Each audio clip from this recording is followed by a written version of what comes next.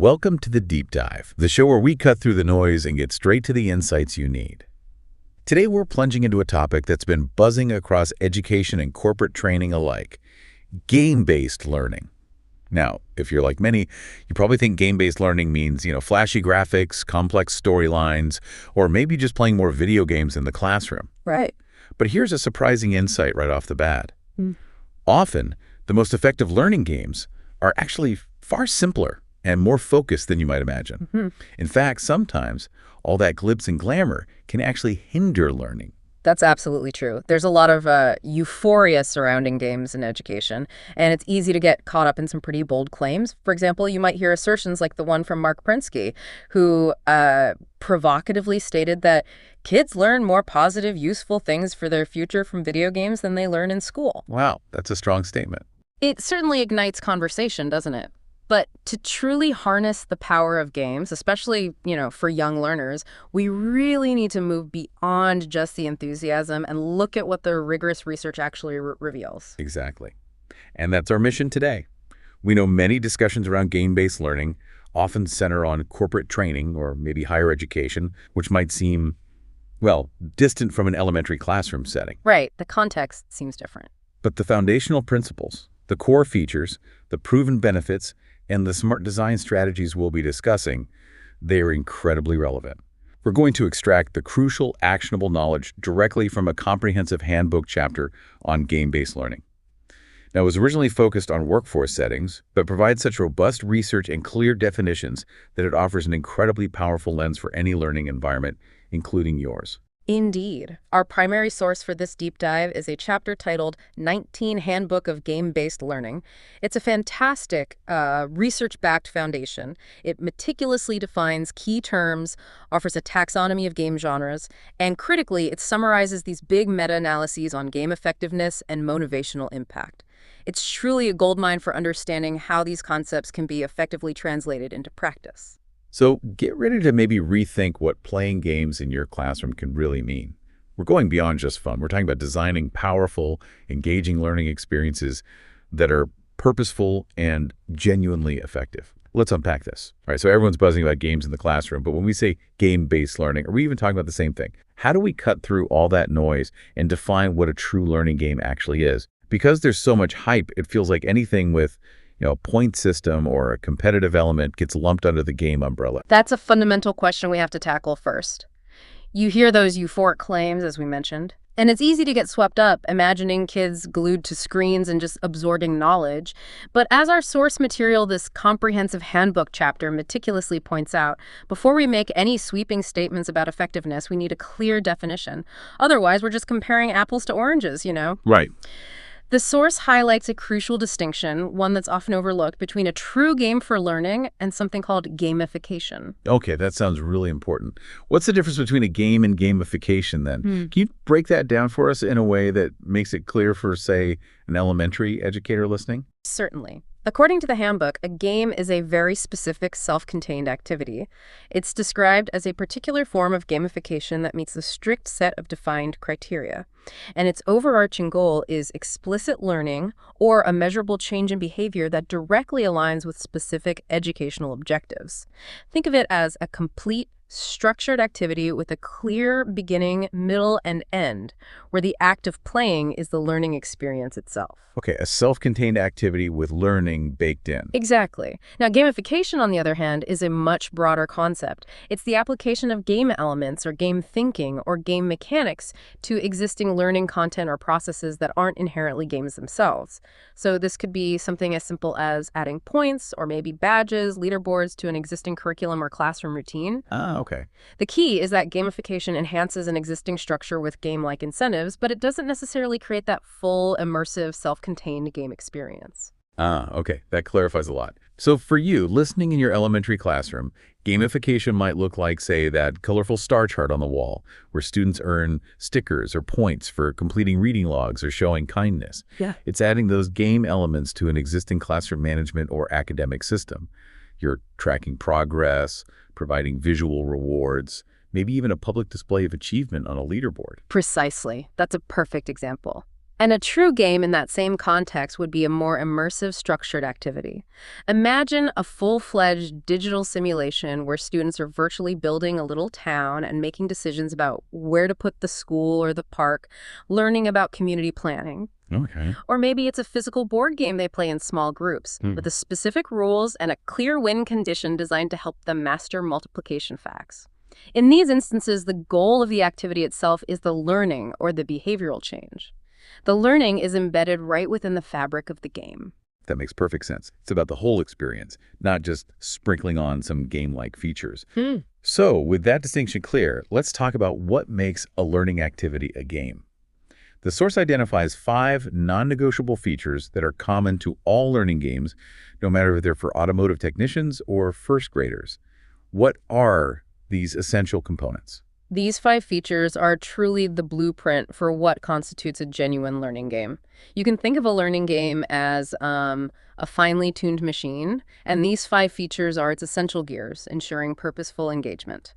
The first is interactivity. A game must stimulate a high level of engagement, both physical and psychological, from the player. It's not passive consumption. It demands action and thought. Interactivity. Okay, that sounds a bit like a buzzword sometimes. How does that truly manifest in a learning game, and what might that look like for our elementary listeners? I'm imagining something more than just, clicking a button. Oh, it goes much deeper than just clicking. For instance, in the automotive troubleshooting game described in our source, learners are actively clicking on virtual tools to diagnose problems. That's the physical engagement, right? But then they also have to interpret the data those tools provide, make deductions, and decide on the next logical step. That's the critical psychological engagement. They're thinking, analyzing. Ah, I see. So for an elementary classroom, you could picture a digital interactive story. Students aren't just reading text passively. They're clicking on elements to make choices for the characters. That's physical. And then maybe they predict outcomes or discuss character motivations with a partner. That's definitely psychological engagement. Exactly. Or think about a science game where students might virtually mix different substances and observe the reactions. They're physically manipulating things on screen, but then they're mentally processing the results, thinking about why certain reactions occurred. That's interactivity. The second essential feature is agreed upon rules and constraints. Players need a common, shared understanding of what constitutes legal and illegal moves within the game. And just as importantly, a clear understanding of the consequences of their game decisions. Right. This structure is absolutely crucial. It's what prevents chaos and directs the learner's focus towards the intended learning goal. Right, so it's not just a free-for-all. It needs structure. Like in that concentration game, the source mentions, if 2 cards don't match, the rule is crystal clear. Yeah. They're turned back over for reuse. No ambiguity there. So in your elementary classroom, think of a simple math facts race. Students might have to answer correctly within a specific time limit to earn a point. That's a clear rule and constraint.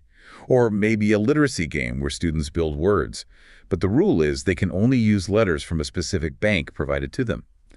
These clear boundaries direct their actions, reduce the mental load of figuring out what do I do now, and keep their attention squarely on the learning task. The third gear is that the game must be directed toward a clear goal set by a challenge.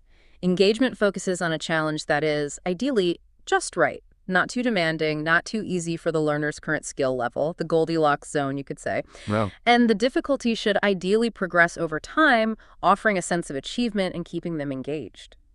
So it's about finding that sweet spot of challenge. I'm thinking of the zombie game from our source, where the challenges got harder as the player moved up levels on an escalator, mirroring increasingly complex customer service issues. How would an elementary educator apply that idea? Make it progressively challenging? For young learners, this is really about scaffolding the challenge effectively. Imagine a spelling game where students collect letters to build words. They might start with simple CVC, consonant, vowel, consonant words. Then, as they succeed, they level up to tackle words with blends or digraphs, gradually increasing complexity. Or think about a social studies challenge where students solve a historical mystery by collecting clues. Maybe hints are available if they get really stuck, but the core challenge of historical inquiry remains clear and appropriate for their developmental stage. The goal, solve the mystery, build the word, is always visible, even if the path to get there becomes a bit more intricate. That makes sense. Keep the goal clear, but ramp up the steps needed. The fourth critical feature is constant feedback.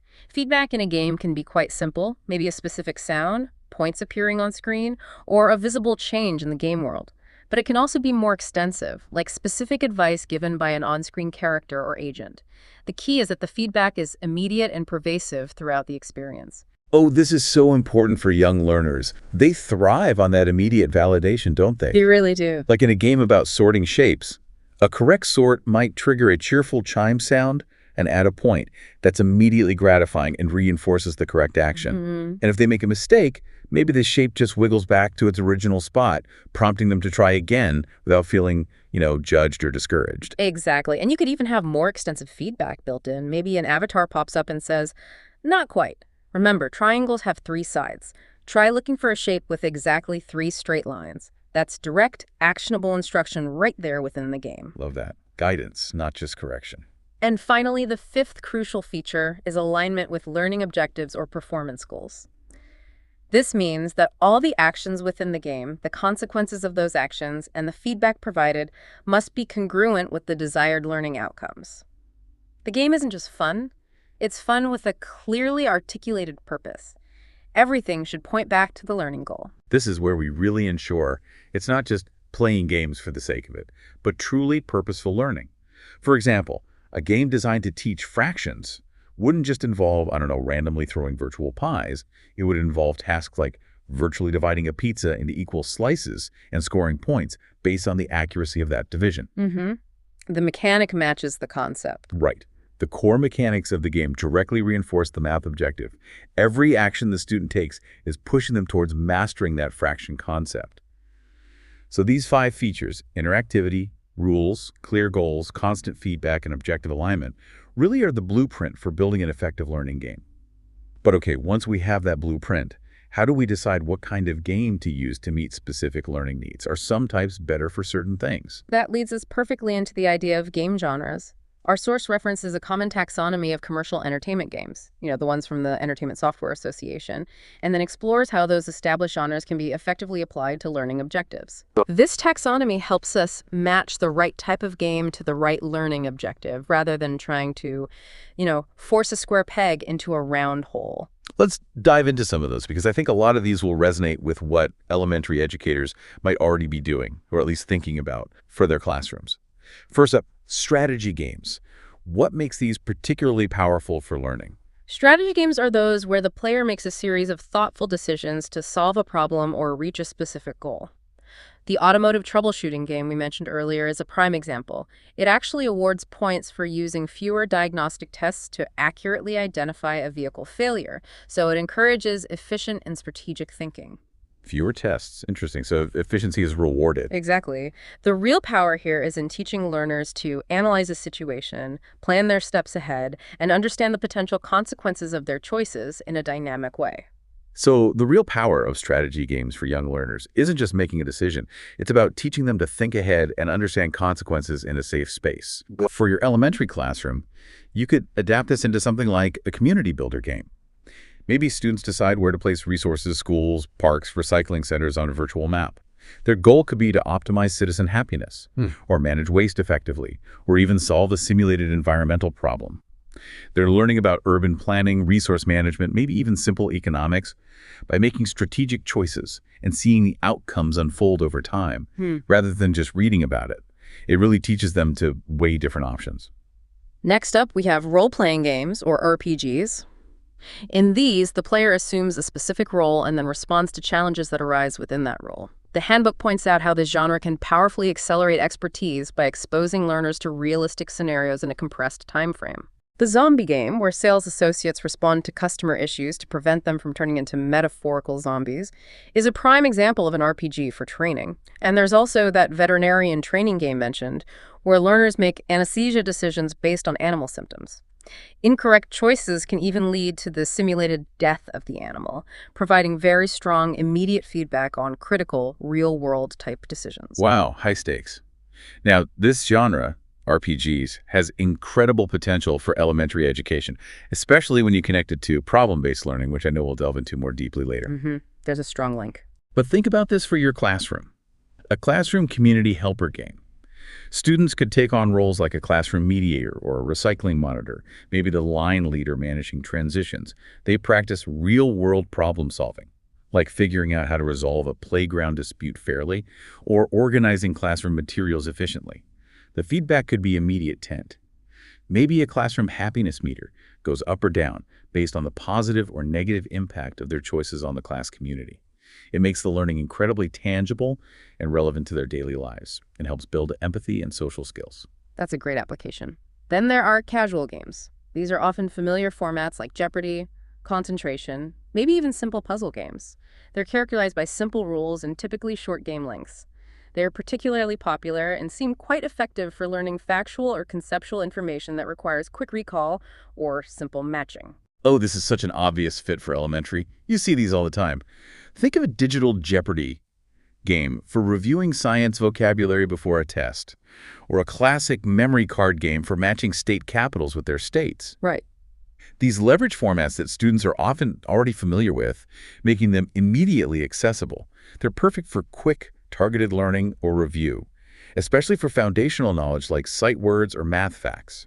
They're great for reinforcing concepts without needing a steep learning curve for the game itself. Now, we need to address shooter games and adventure games with a bit more nuance, especially for the elementary context. Our source notes that pure shooter games, which focus on fast, accurate physical responses to targets, are, unsurprisingly, somewhat rare in most workforce learning contexts outside very specific roles like military training, where the physical act of shooting is the actual skill to be learned. And obviously, pure shooter games are generally not appropriate or what we're aiming for in an elementary classroom. But I'm curious, does the concept of quick, accurate response, stripped of the shooting element, apply anywhere? Absolutely. The underlying concept of rapid, accurate response definitely has applications. You might see it in something like a fast-paced phonics mashing game where students have to quickly identify rhyming words or initial sounds by tapping the correct image or word. Ah, okay. It's about rapid recall and accurate identification of a target, but it's completely divorced from any violent or inappropriate imagery. It's about speed and accuracy in identification. Got it. Speed and accuracy, not shooting. What about adventure games? As for adventure games, the source describes them as typically involving fantasy roles and mythical worlds, where players explore environments and solve puzzles. Now, critically, it advises against using fantasy themes that are unrelated to the job context for workforce learning. The concern is they might distract from the core learning objectives. However, it also notes that adding a fantasy element to a work setting, like the zombies in the zombie game, can actually be highly motivating if it's integrated intelligently and still keeps the focus on the work-relevant skills. So for you listening, this is a key distinction. An irrelevant fantasy plot, maybe something about dragons that has nothing to do with the math concept you're teaching, might indeed distract students or become the sole focus, pulling them away from the learning. Right. The theme could overshadow the content. But a themed adventure that is relevant to your curriculum, say, an ancient Egypt exploration game where students solve puzzles to learn about pharaohs and hieroglyphs, could be incredibly motivating. It's similar to how adding the zombies made a potentially dry sales training game more engaging. The fantasy serves to enhance, not detract from, the core learning experience because it's directly tied to the content being explored. The narrative should really be a vehicle for the learning, not a detour. Well put.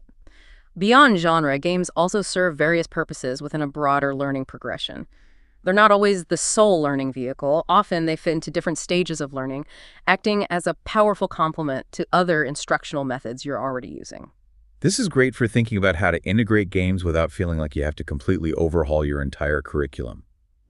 What are some of these common purposes that games can fulfill in the learning process? First, games can be used for pre-training. This is where they introduce basic concepts or perhaps guidelines before you start a new unit or dive into a more traditional lesson. Okay, like a warm-up. Exactly. For an elementary class, this could be a quick matching game of key vocabulary terms before starting a new science chapter, just helping students get familiar with words like photosynthesis or habitat before they encounter them in reading. Then there's initial learning, where the game actually serves as the main vehicle for learning new knowledge or skills. So the game is the lesson. In some cases, yes. An example here could be a building numbers game, where students learn place value by physically manipulating virtual blocks, ones, tens, hundreds, to form different numbers.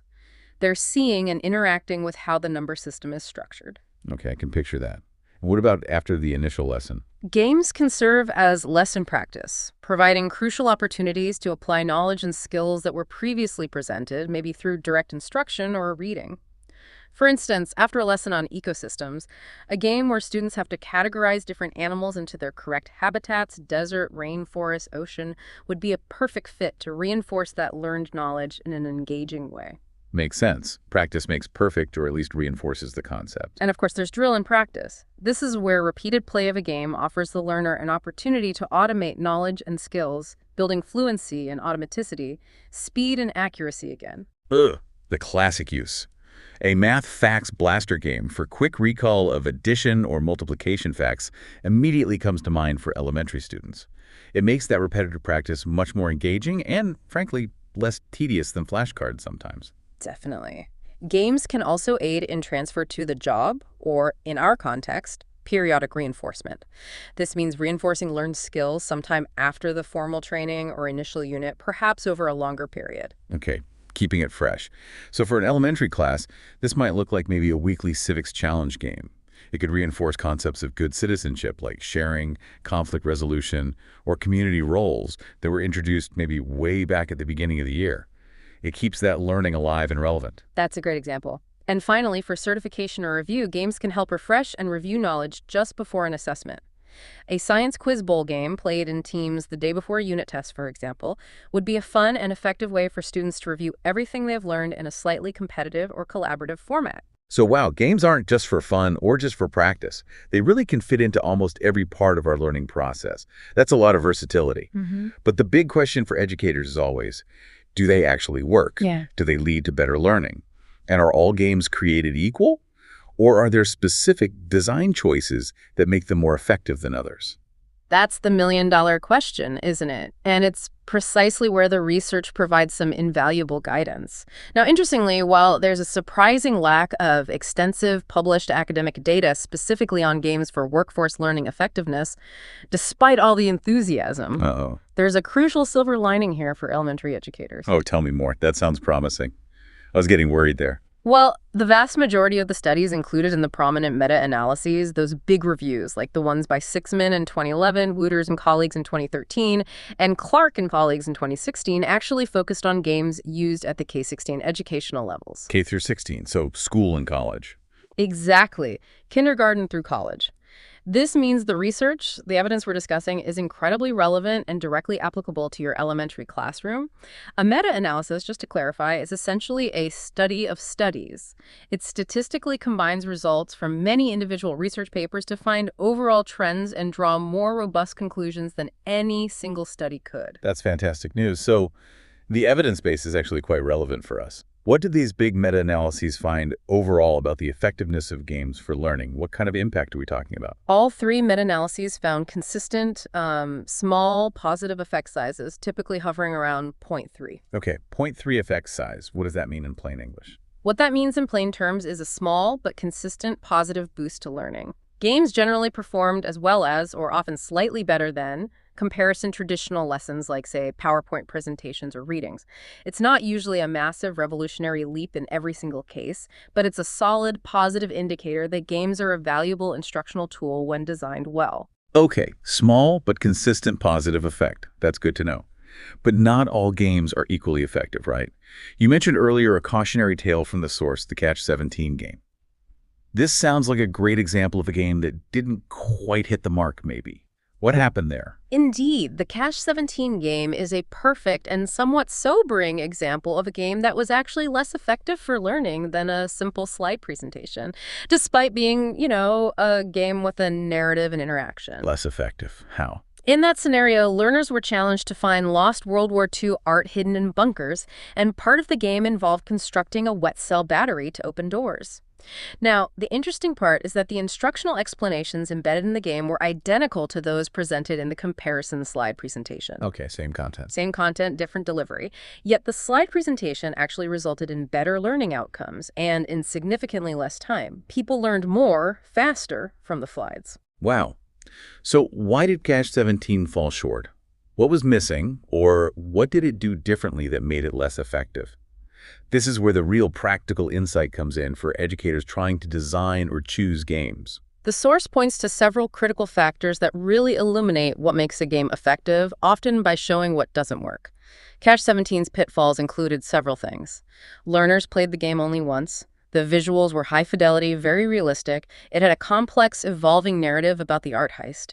And crucially, there was no supplemental instruction provided alongside the game itself.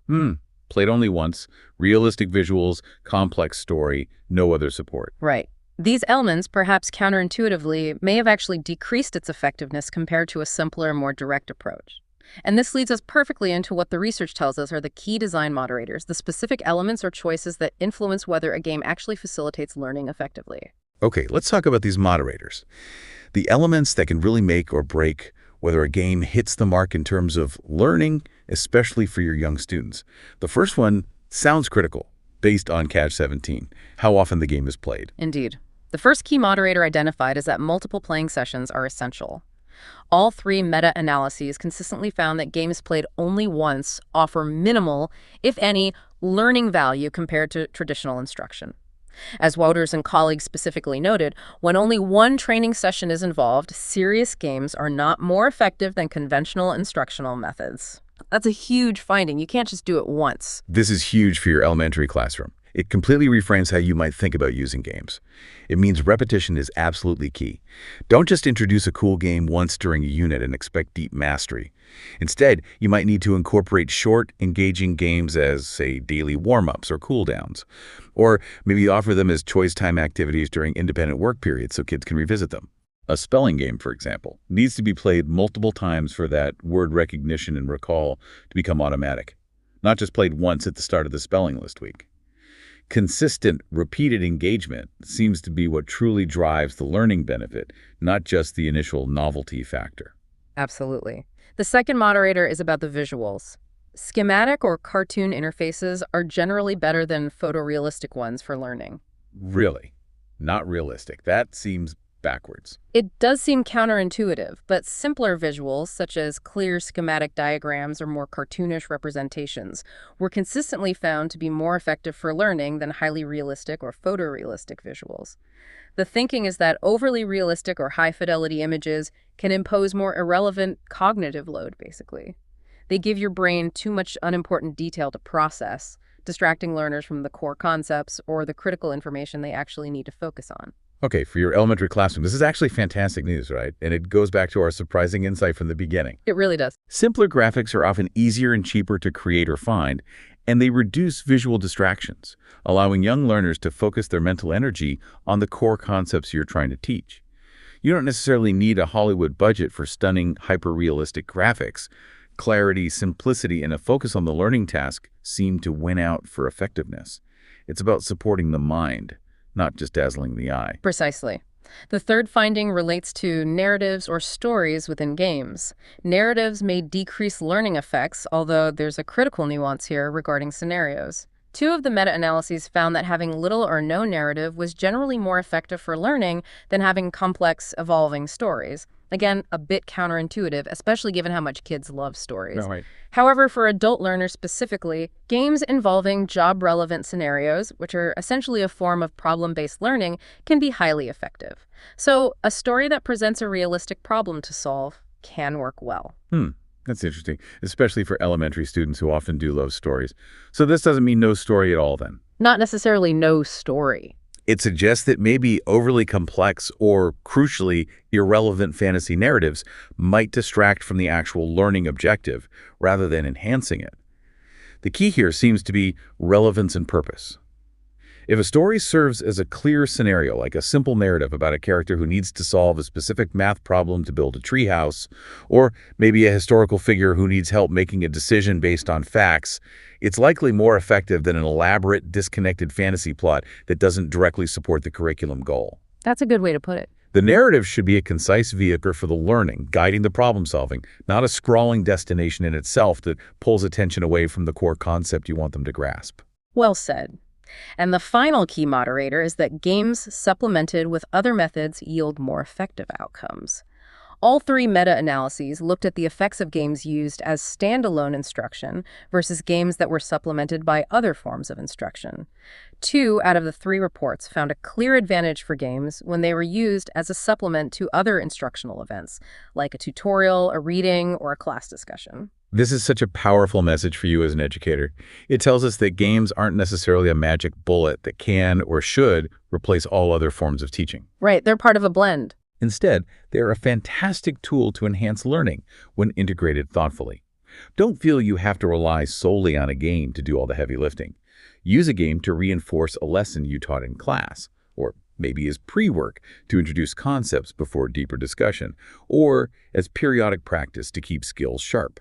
For example, that game about plant growth could follow a hands-on science experiment where kids plant seeds, or maybe come after a reading passage about photosynthesis. It becomes one powerful tool in your instructional toolbox, enhancing other learning methods rather than replacing them entirely. Now let's switch gears slightly and talk about something that often comes up with games: motivation. We all just assume games are inherently motivating, right? Kids love playing games, so they must love learning with games. It seems obvious. But the source touches on some, well, surprising findings here. Are games truly always more motivating than traditional instruction? Or is there more to the story? That's a great question, and it actually reveals a surprising gap, or maybe complexity, in the research. Unfortunately, we lack sufficient definitive data to say that games are universally more motivating across the board. Sitzman's 2011 meta-analysis, for example, didn't find enough studies that measured motivation adequately to even draw a firm conclusion. Really? And Wooters and colleagues in 2013 actually reported that overall, games were not found to be significantly more motivating than the instructional methods used in the comparison groups. Wow. That's quite a surprise, given the common perception. But they did find one area where games were significantly more motivating, didn't they? Where did the motivation factor truly shine? Yes, there's a key distinction there. For problem-solving activities, games were found to be significantly more motivating than traditional instruction, with a notable effect size. Problem solving again. It seems the intrinsic challenge of grappling with and solving a problem within a game context can be highly engaging in itself. The source also notes that individual differences play a role here too. Students who come in with prior video game experience and generally positive attitudes towards games are more likely to find game-based instruction valuable and enjoyable. Okay. This means some of your students might naturally gravitate towards game-based learning, while others might need a bit more encouragement or perhaps a gentler introduction to feel comfortable and motivated. That makes a lot of sense. And speaking of what motivates, it circles right back to that zombie game we keep mentioning. It was reportedly one of the most popular games in that retail organization. And the source suggests that was partly because its scenarios were based on actual customer feedback. The relevance factor. Exactly. So again, the power of relevance for motivation shines through. Real-world problems, or problems perceived as relevant by the learner, even if presented in a fantastical or simplified way, can be incredibly engaging for students because they see the direct application and purpose behind what they're doing. The source also delves into the impact of competition versus collaboration on motivation and learning, and here the findings are quite mixed, suggesting it's definitely not a one-size-fits-all answer. Wooters et al. Found that both solo play and group play led to better learning than traditional instruction, with group play sometimes being even more effective. Okay, group play can be good. But Clark et al. Reported the best learning outcomes for solo, non-competitive play. So conflicting findings there. Yet other research specifically mentioned found that team competitions yielded better results than individual ones. And still other work found that both competition and collaboration increased interest and enjoyment, particularly for middle school students playing a math game. It's complex. This really encourages you as an elementary educator to consider your specific students and their unique personalities and learning styles. It's not about finding the one right way. Some elementary students thrive on those individual challenges and mastering a skill on their own timeline, finding deep satisfaction in personal achievement.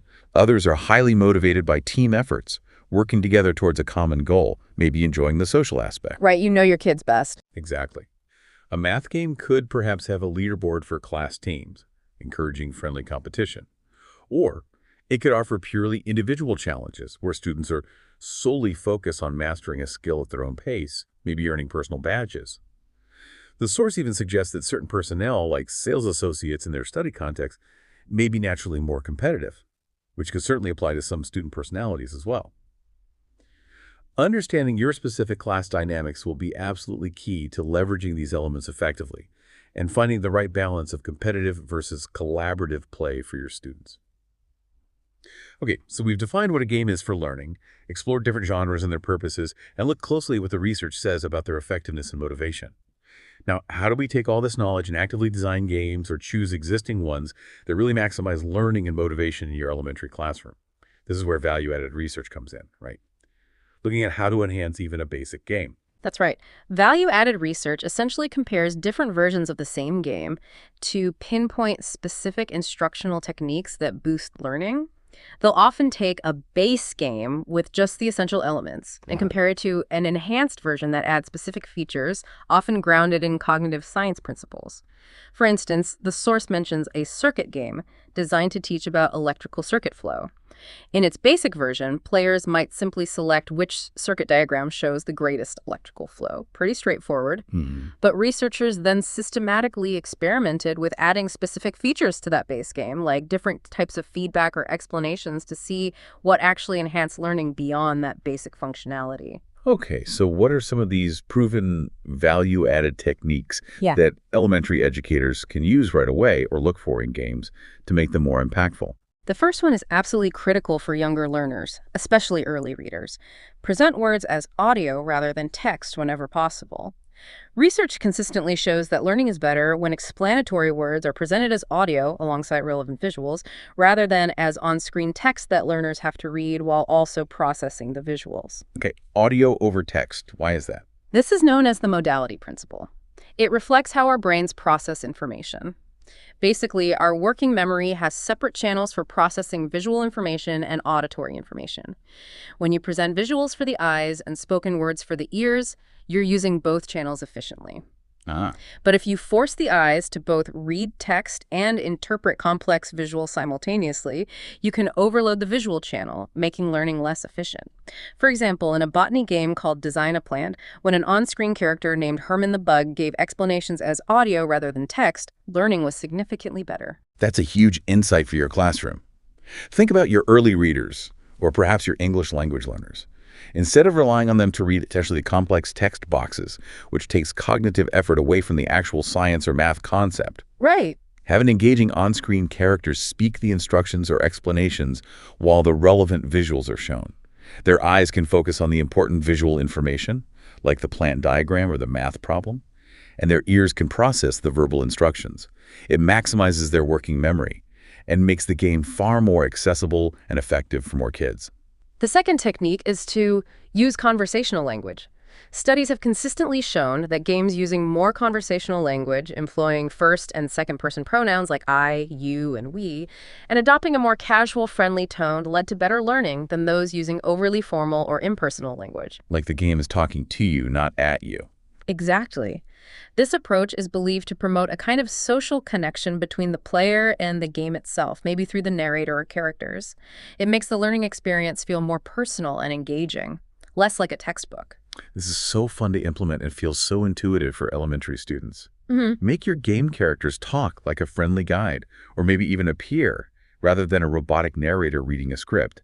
Instead of a stiff, formal instruction like, players must identify the correct answer to proceed, try something more engaging like, okay, you need to find the right answer to help me on my quest, or, wow, we're in this together, let's figure out this tricky puzzle. Mm-hmm. This makes the game feel much more like a conversation with a helpful friend, which is incredibly engaging for elementary students and builds that sense of camaraderie with the game itself. Thirdly, and perhaps surprisingly simple but consistently effective, is to provide game orientation.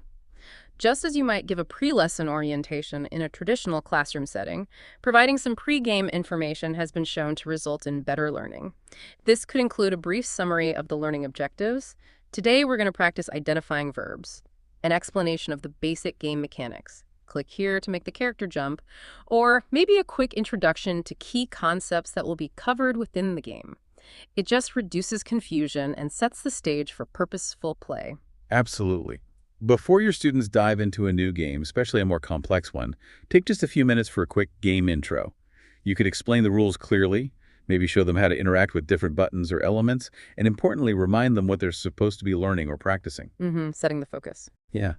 This could be a quick teacher-led demo on the interactive whiteboard, or maybe a short, simple introductory animation built right into the game itself. It just sets them up for success by reducing that initial confusion about how to play and what to focus on, allowing them to dive straight into the learning part. The fourth proven value-added method is to provide explanatory feedback and advice. This goes significantly beyond just a simple correct or incorrect chime. Research consistently shows that feedback that not only tells the learner if their response was right or wrong, but also explains why it was correct or incorrect leads to significantly better learning. It's about providing diagnostic information they can use. Oh, this is crucial for guiding student understanding and fostering deeper thinking, not just quick answers. If a student incorrectly identifies a shape in that sorting game we talked about, the game shouldn't just buzz and say incorrect. It could maybe show the shape again and say, not quite. Remember, a square has 4 equal sides and 4 right angles. This shape has equal sides, but look closely at the angles. Try again. Perfect example. That type of feedback isn't just about scoring points. It's about teaching. It prompts their thinking, helps them self-correct by understanding the underlying rule or concept they missed. It turns a mistake into a learning moment built right into the game. Exactly. And finally, the fifth technique is to prompt players to select explanations for their responses, which encourages self-explanation. Asking learners to actively select, rather than type out, which can be cumbersome, an explanation for why they chose a particular answer has been shown to improve learning. It forces them to pause, reflect, and carefully review their own thinking process. Yeah, okay, select an explanation. Research suggests this works better with, quote, older students, likely upper elementary and beyond, who are more able to identify and articulate reasons for their choices, as opposed to very young learners who might struggle with that metacognitive step. So for your upper elementary students, maybe after they solve a multi-step math problem or make a decision in a historical scenario simulation, the game could present several multiple choice options, like, why did you choose strategy A, with options explaining different rationales. They're not just focused on getting the answer right. They have to think about and select why it's right. This encourages that metacognition thinking about their own thinking without disrupting the game flow too much, especially since they're just selecting rather than typing a full explanation. These 5 techniques, used thoughtfully, can really elevate a simple game into a much more powerful, sophisticated learning tool.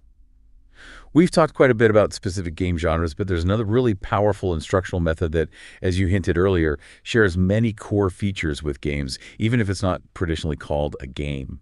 Problem-based learning, or PBL. What exactly is PBL, and how does it connect so strongly to our discussion about using games in your classroom? Problem-based learning is fundamentally an instructional method that centers around presenting learners with complex, messy, real-world challenges or problems as the starting point for learning. Even without a typical game label slapped on it, PBL is inherently highly interactive, it's goal-directed, solve the problem. It focuses on addressing an authentic challenge, and it provides rich, meaningful feedback based on the consequences of the learner's decisions and investigations. Okay. Think back to that veterinarian training example from our source learners. Make critical anesthesia decisions based on complex animal symptoms. And the feedback isn't just points. It can be as stark as the simulated death of the animal if an incorrect choice is made. That's a serious problem with very real, albeit simulated consequences driving the learning. Right, the problem drives the learning. Exactly. And historically, PBL actually originated way back in medical education in the 1970s. The idea was, rather than just having students memorize anatomy and physiology in isolation, they were given realistic patient scenarios with clinical data. They had to figure out what was going on, what they needed to learn to understand the case, and then apply that learning to diagnose and treat the patient. They learned the core science concepts and critical problem-solving skills directly in that authentic context. It often involves collaborative effort, too, with students discussing, researching together, and collaboratively resolving the scenario. It's really learning by doing, driven by a compelling problem. And what about the motivation and effectiveness side of PBL? You mentioned connects to games. How does that play out, and how relevant is this for elementary classrooms? It certainly sounds incredibly engaging. PBL is often seen as highly motivating, precisely because the learning is directly relevant to solving authentic, real-world or realistic scenarios. Students aren't just memorizing isolated facts, they're actively using those facts and skills to solve something meaningful and complex. Some studies mentioned in the source reported higher graduation and retention rates in PBL programs compared to more traditional curricula in higher ed settings. It just makes logical sense, right? Students would likely find learning complex medical concepts more relevant and memorable when presented in the context of an actual patient case they need to solve. Yeah, absolutely. It's similar to why that zombie game was reportedly so popular. Its mini scenarios were based on actual customer survey data. Real problems, even if presented with a slightly fantastical wrapper like zombies, tap into that intrinsic desire to figure things out and make a difference. And effectiveness. Does it actually lead to good learning outcomes? In terms of effectiveness, the research on PBL generally shows very positive findings. Meta-analyses have reported medium effect sizes for knowledge acquisition, around 0.31, similar to games, and even larger effects for diagnostic reasoning or problem-solving skills, around 0.51. Reviews of PBL studies across diverse domains like nursing, chemistry, even physics concepts like Newtonian mechanics generally report consistently positive effects. It seems to be a robust approach for developing both knowledge and application skills. This is incredibly exciting for you as an elementary educator because it offers such a powerful framework for deeper, more integrated learning. Imagine an elementary science unit structured around a PBL challenge. Students are given a compelling age-appropriate problem. For instance, maybe the school garden isn't thriving, or a local simulated pond is showing signs of pollution. Their task is to investigate the causes, identify what information they need, research potential solutions, collaborate with classmates to brainstorm and maybe even design interventions, and then test their proposed solutions, perhaps through models or simulations. The feedback comes from the results of their investigation and proposals, maybe guided by experts, which could be you, the teacher, community members, or curated resources. Right. This creates a robust, game-like problem-solving experience that fosters critical thinking, research skills, collaboration, and deep engagement with real-world issues, even at an elementary level. It's learning that feels purposeful and is much more likely to stick. And this ties directly back to our earlier discussion about game genres, particularly role-playing games. The handbook we're drawing from actually classifies PBL as a specific type of role-playing game. In TBL, the learner assumes the role of an actor, a doctor, an engineer, a community planner, a student investigator facing a challenge or problem. Just like the sales associate in the zombie game assumed a role to address customer issues. The connection is really clear now. Yeah, the connection is quite strong. Both involve immersive scenarios that require decision-making based on information, active problem-solving, and provide immediate, meaningful feedback on the consequences of those choices within the context of the role or problem. So we've covered a tremendous amount of ground today. We started by defining what a true learning game actually is, moving beyond the hype to clarify those 5 core features like interactivity, clear rules, constant feedback, and alignment. We explored different game genres, from strategy to role-playing to casual games, and saw how they can serve various purposes in your elementary classroom, everything from pre-training to drill and practice to complex problem-solving. We also dove into the sometimes surprising research findings, emphasizing that simple conversational designs and multiple playing sessions are often more effective than complex narratives or photorealistic graphics, and that supplementing instruction is key. And we just highlighted the power of problem-based learning as a closely related, highly effective game-like approach for deeper understanding. But looking ahead, what's the road forward look like? What do we still need to figure out about game-based learning, especially for your elementary classroom?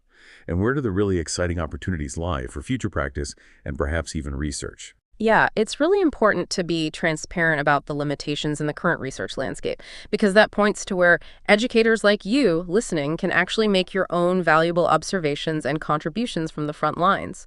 While we highlighted the strong K-16 focus of many key meta-analyses, which is fantastic news for our audience today, it's still true that there are relatively few rigorous experiments specifically involving typical workforce learners or common corporate training domains like, say, sales techniques or compliance procedures. So applying all these findings directly to every adult learning context still requires a bit more targeted evidence. Okay, so workforce data is still catching up in some areas. What about more universally? More universally, there's still, perhaps surprisingly, little conclusive evidence, specifically detailing the motivational effects of games across the board. We need more data than just asking learners, was this fun? We need to understand more about how frequently learners choose to play a game, or maybe replay it, of their own volition, especially when there's no external grade or pressure attached. We really need to get a better handle on what truly makes a game appealing and effective for sustained engagement and learning beyond just that initial novelty or enjoyment factor. That's such a critical point for you, the educator listening. You're constantly trying to inspire that intrinsic motivation in your students to make them want to learn and persist through challenges. And from a very practical standpoint, it's not just about learning outcomes, is it? It's also about the implementation, the nuts and bolts. What about the cost and the time involved in creating or even just effectively using these types of games in a busy classroom? Exactly. We also largely lack extensive cost-benefit data. How long does it actually take to develop a high-quality, instructionally sound learning game compared to developing traditional training materials? And maybe even more importantly for classroom use, how long does it take learners to achieve specific learning goals using a game compared to, say, a traditional tutorial or worksheet? Remember the Cache 17 game we discussed? It took nearly 3 times longer for learners to complete than simply viewing a slide presentation, but it offered no learning advantage, maybe even less. Right, time is precious. Time is precious. Organizational decision makers, and certainly school administrators making budget decisions, need more concrete data on these practical metrics before making large investments in either developing or purchasing game-based solutions. And finally, from an instructional design perspective, we still need more clarity on where in a sequence of learning events games are most effectively deployed. Are they truly best for pre-work, for immediate practice right after a lesson, or maybe for long-term reinforcement weeks later? A really clear, evidence-based taxonomy of game types matched precisely to desired learning outcomes and optimal placement in the learning sequence is still evolving, especially beyond the simpler quiz or board game formats. We're still actively mapping this complex landscape. So these research gaps aren't necessarily roadblocks. They're actually exciting areas for you, the elementary educator, to explore and contribute to in your own practice. You're really at the forefront. Observe your students closely. What truly motivates them? What kind of feedback helps them the most? Which types of games seem to click for which learning goals? Your classroom can be a living laboratory, providing invaluable insights that can inform this evolving field. And that really leads us back to the most important overall recommendation that emerges consistently from the research we have. Games appear to be most effective when used as supplemental events within a larger, well-planned learning progression, rather than as standalone, all-encompassing solutions. They are incredibly powerful tools, but they work best as part of a well-stocked, thoughtfully curated educational toolbox. So the invitation here is to think of yourself as a learning designer, leveraging the principles we've discussed today. By incorporating games strategically, not just randomly, with careful attention to those core features like interactivity, clear goals, meaningful feedback, and tight alignment with your objectives. And by leveraging those research-backed design principles we talked about, like using conversational audio, keeping visuals clear and simple, and providing truly explanatory feedback, you can create genuinely powerful, engaging, and effective learning experiences that resonate deeply with your young students. Absolutely. While the research is definitely still evolving, especially when it comes to pinning down specific contexts and those nuanced motivational effects, the potential for games to contribute significantly to learning, particularly at the K-16 level where so much research is focused, seems really solid. The evidence is certainly there to guide thoughtful and effective implementation, and your insights and experiences from the classroom will only add to that growing body of knowledge. We've really taken a deep dive into the exciting and sometimes complex world of game-based learning today. We've unpacked what constitutes a true learning game, moving beyond the hype to clarify those core features. We explored different game genres and saw how they can serve diverse purposes in your elementary classroom. We delved into the research, highlighting key findings like the importance of repetition, simpler design, and integrating games as part of a broader strategy. And we touched on the power of problem-based learning as a potent, game-like approach. And your unique position as an elementary educator means you are perfectly placed to apply these insights directly to young, developing minds. By understanding what truly makes a game effective for learning, you can observe what works best with your students, adapt these strategies creatively, and truly help shape the future of how we use game-based learning effectively for the next generation. We've certainly unpacked a lot today, and the journey of refining our teaching practice never truly ends. So for you, listening, thinking about your own classroom, what element of game-based learning are you most excited to maybe play with or explore further? And here's a final thought to mull over based on that research. If a game's effectiveness is so closely tied to it being played multiple times, how can we design learning experiences, game-based or otherwise, that inspire students to want to revisit them, to keep practicing, even when there's no grade or external reward directly involved? What are those intrinsic joys of mastery or discovery that we can tap into? Thank you so much for joining us on this deep dive. Until next time.